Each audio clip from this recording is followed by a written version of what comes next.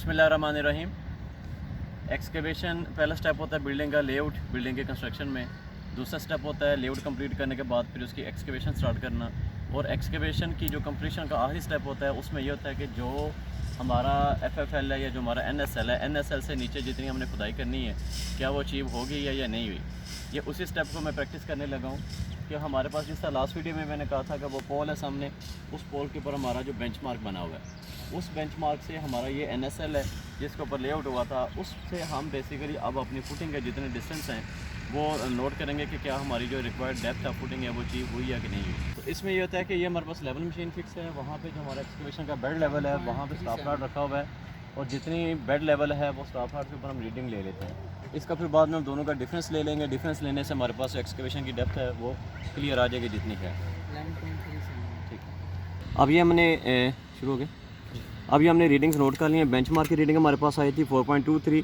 ये different footing से हमारे पास रीडिंग्स आई हैं। अब इन्हें हम डिफरेंस देखेंगे 11.9 माइनस 4.23, ये बन गया 7.67। ये करते जैसा पहली आ रही है 7.67। हमारी जो रिक्वायर्ड थी, जिससे मैंने लास्ट वीडियो में भी बताया था, हमारा बेंचमार्क का और NSL का इन दोनों का डिफरेंस है 9 इंच का। 9 इंच जमा करें, माइनस करें इसमें से आंसर में से माइनस, हाँ 0.75 करें। 0.75 ये बन गई है 6.92 हमारे पास आंसर आ रहा है।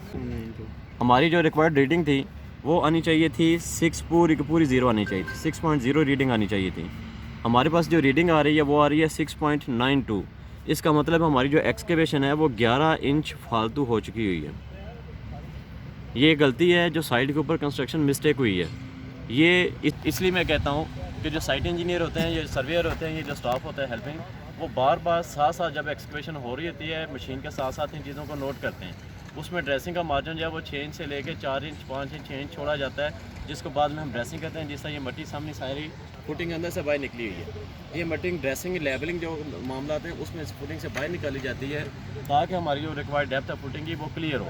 अब इस केस में क्या होगा कि जो हमारी सैंड फिलिंग 1 फिट आ रही थी डिज़ाइन के मुताबिक, अब ये 1 फिट नहीं होगी। जितना हमारा 9 इंच का डिफरेंस आ रहा है 7 प्लस वो भी होगी, और वो जो 9 इंच में डिफरेंस आएगा वो कंट्रैक्टर को पेएबल नहीं होगा। सो जब आप कंट्रैक्टर के साथ काम कर रहे होते हैं तो आपको क्वालिटी भी इंश्योर करनी होती है और उसके साथ साथ आपको क्वांटिटी भी इंश्योर करनी होती है। अगर यही हमारे पास जो होती सैंड फिलिंग ना होती, इसके जगह में हमारे पास जो स्टोन ये पड़ा हुआ है, स्टोन बेस्ट स्टोन एग्रीगेट है, ये फिल होता, या इसके जगह के ऊपर हम PCC करवा रहे होते तो ठीक ठाक कंट्रैक्टर को इस चीज़ का लॉस होता। सो अब जब भी कंट्रैक्टर के साथ काम कर रहे हैं, कंसल्टेंट के साथ काम कर रहे हैं या क्लाइंट के साथ काम कर रहे हैं, आप सिंसियरली इन चीज़ों को कंट्रोल करें। चाहे आप क्लाइंट के साथ हैं, कंट्रैक्टर का नुकसान है तो वो भी पाकिस्तान का नुकसान है, वो भी हमारी सोम के टैक्स के पैसे का नुकसान है। सो इन चीज़ों को आप जब भी काम कर रहे होते हैं साथ साथ चीज़ों को इंश्योर किया करें।